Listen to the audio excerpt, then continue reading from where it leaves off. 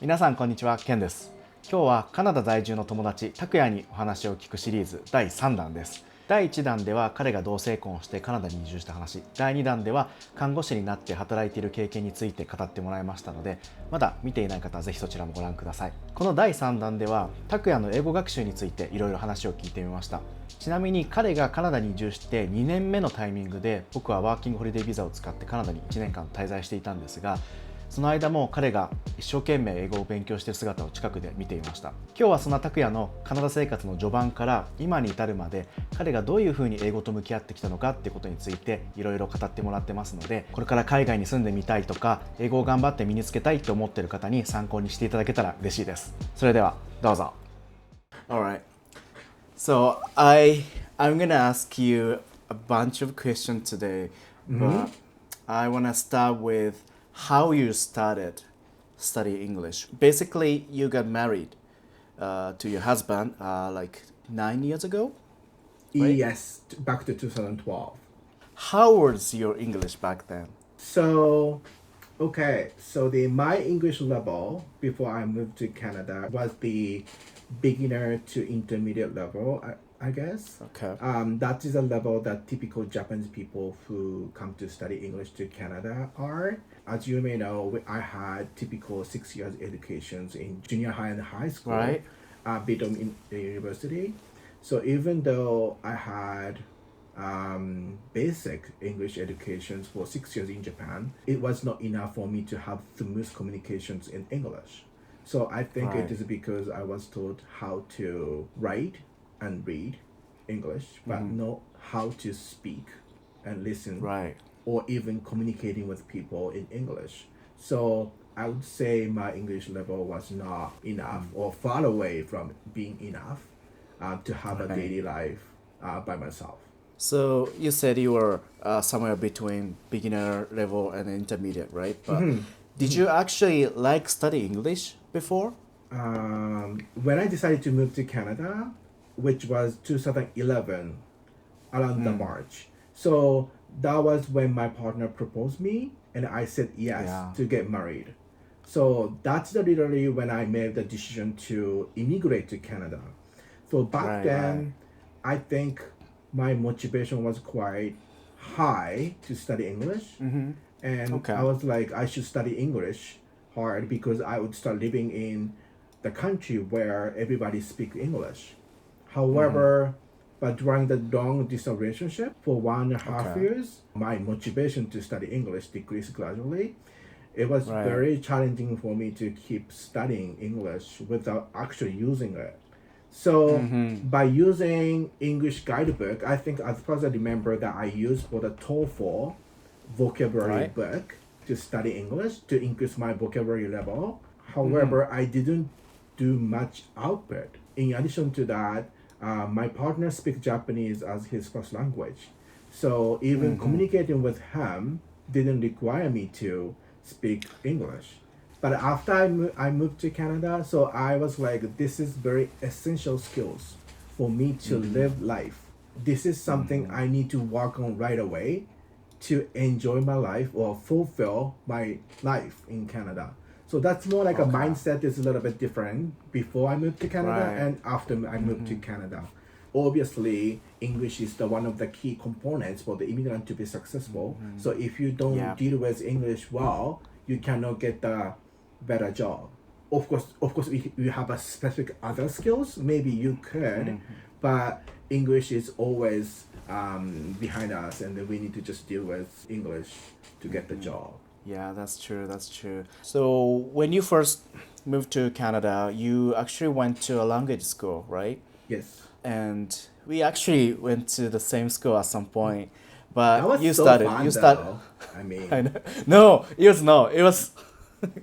It was not. I It know. was I a remember big- you are so focused, and you just really desperate to improve your English. But for me, Yeah. that was so fun to study with you. You know, it was fun. It probably must have been just a fun activity for you, but like for me, it was a really real struggle. That was the hardest experience. Yeah, you but the know. content wise, it's very very boring, and also It was. It was. the prep course for the IELTS, right? And it's literally a little bit, boring. Okay, sorry to interrupt your speaking, so go ahead. That's fine. So I wanted to ask you about your first experience when you started studying English. I started studying English right after I moved to Canada, and that was when I was 29 years old. And especially Canada is very known country for people from around the world to study English, especially younger generations. So at the age of 29, I moved to Canada, and then right after I turned to 30. So there's so many younger folks I had to study with. Like the youngest is 18, 17. Yeah. Well, in Canada, age is just number. But for international students, it still stick to their own culture.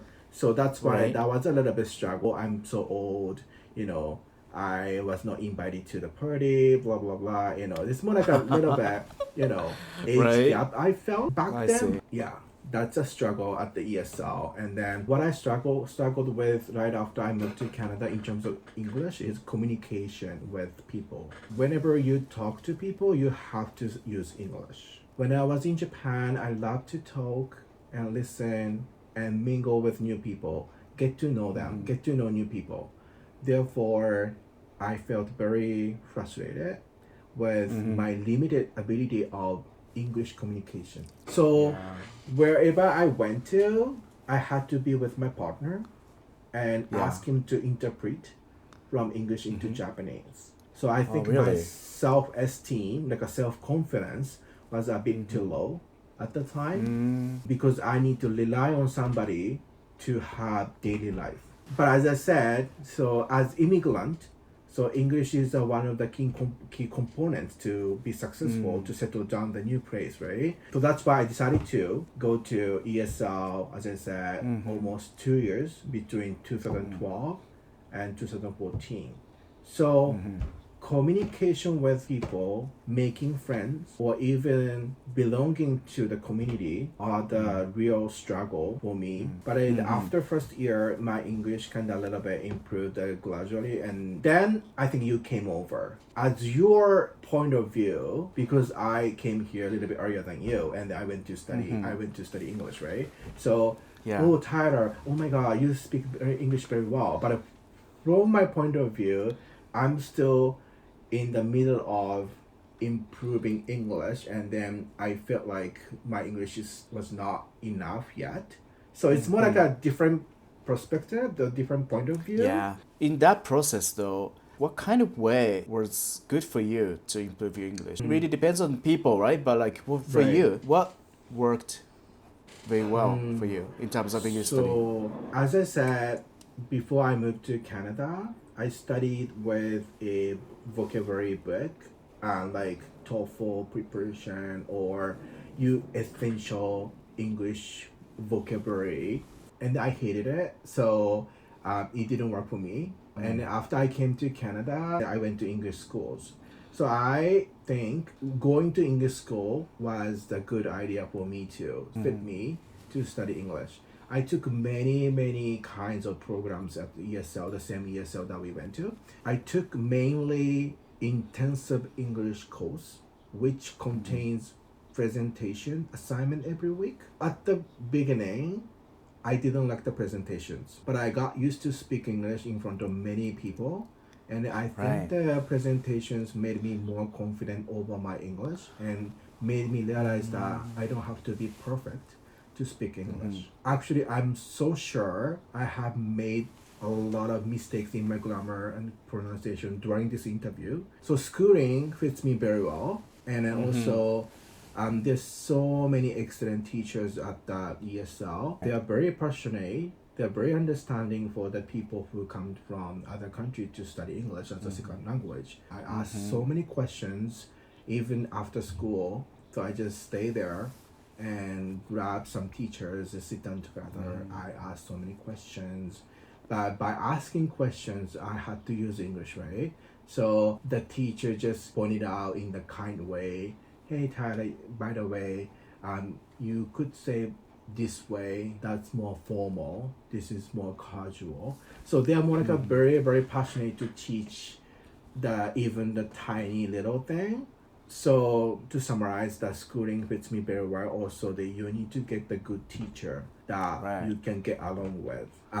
As a huge step on my pathway in academic English toward the later term in the English school, I decided to take the TESOL Right. program, which stands for Teaching English to Speakers of Other Languages. Basically, the course is designed to be an English teacher who specifically teaches people who study or speak English as a second language. It was very, very challenging program, but I decided to take it to further improve my English and also the confidence over my English. So that's more like a studying pathway for me and how I studied English after I moved to Canada. Right. I personally think you really had an intensive time at school, which probably just normal Japanese people wouldn't get in Japan. So that's probably what we're missing. It's a really difficult topic for Japanese people because we don't really have many choices for English study.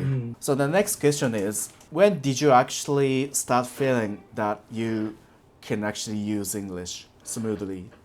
Kind of naturally, easily. That's a good question. When I finished the TESOL class that I told you that the class is designed to be an English teacher, after I finished the course, I felt my English became advanced level. And afterward, I started working on the requirement for the nursing school, which my focus shift from learning English to learning something in English. So since we're gay, I remember we used to hang out near, what was the name of the street? Davy Street? Davis Street. We used to hang out in that area. So I always had a really difficult time with local people, using English because especially in a, really loud nightclub or bars, right? How did you interact with local people in English at the beginning?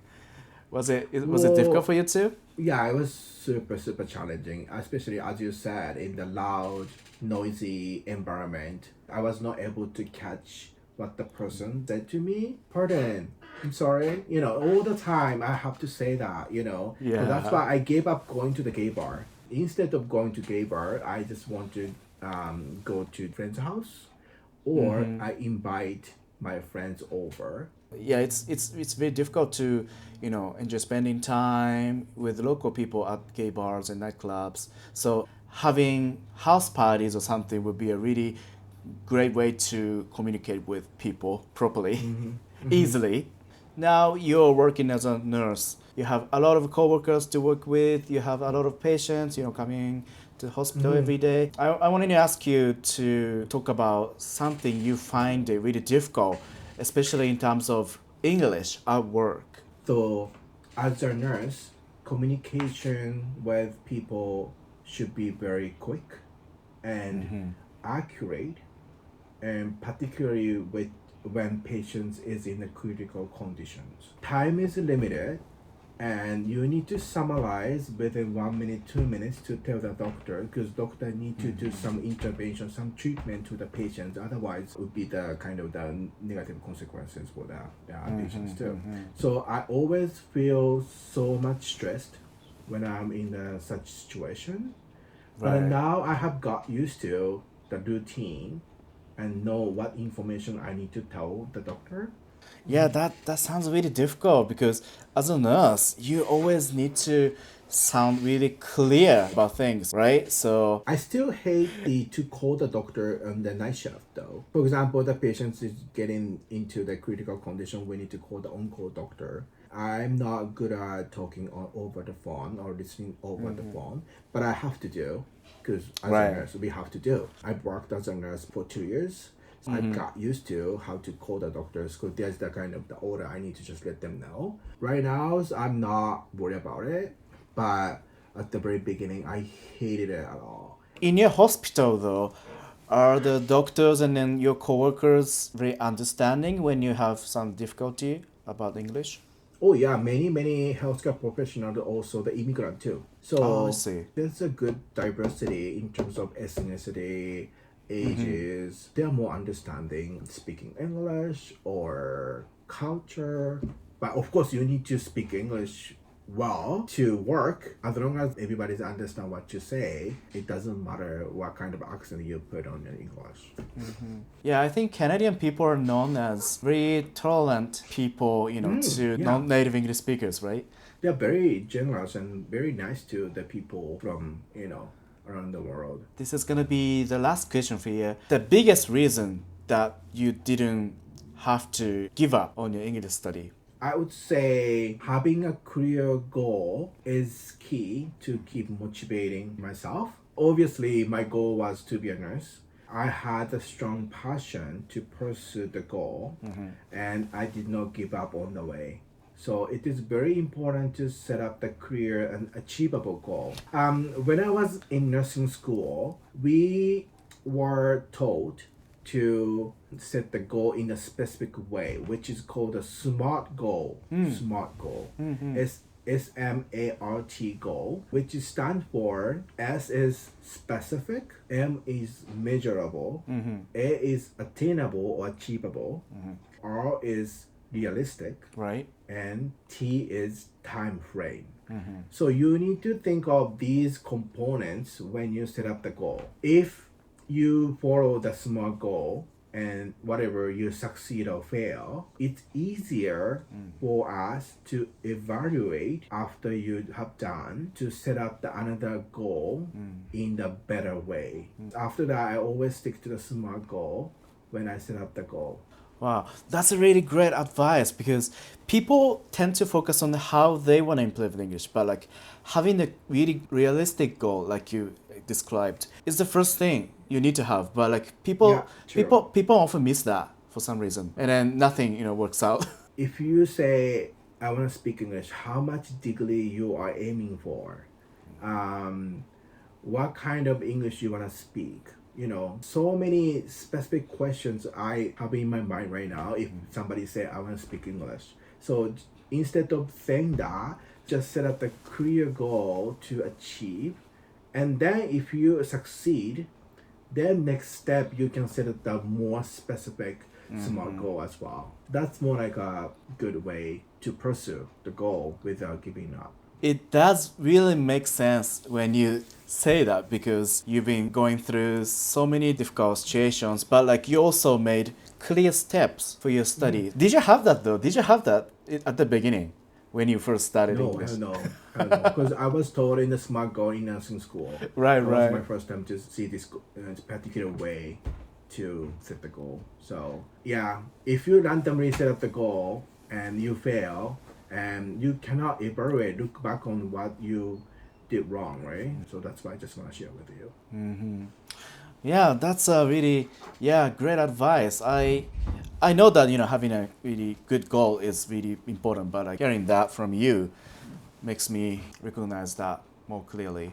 Did I do a good job? Absolutely, you did. Thank you very much for being my guest today. Just let me say, that was so much fun that we went to school together and studied English together, even though it was not too enjoyable for you. All right, so we enjoy having this interview today, and I hope we're gonna have some more chances with Takuya about different topics. So please let us know anything you want to know about learning English or life in Canada or working in Canada. Takuya will answer, right? Oh yeah, I'm happy to, for sure. All right. Ask me anything. Yeah. はい、ということで拓也のインタビューいかがでしたでしょうか。英語学習についてや拓也に何か質問がある方はぜひコメント欄で教えてください。今回もご視聴いただきどうもありがとうございました。こんな感じで海外に住む僕の友達に話を聞いたりとか英語学習に関する動画もちょくちょく作っていきますので、興味のある方はぜひチャンネル登録をよろしくお願いします。そしてこの動画が良かったというふうに思っていただいたらいいねもぜひお願いいたします。それではまた次の動画でお会いしましょう。バイバーイ。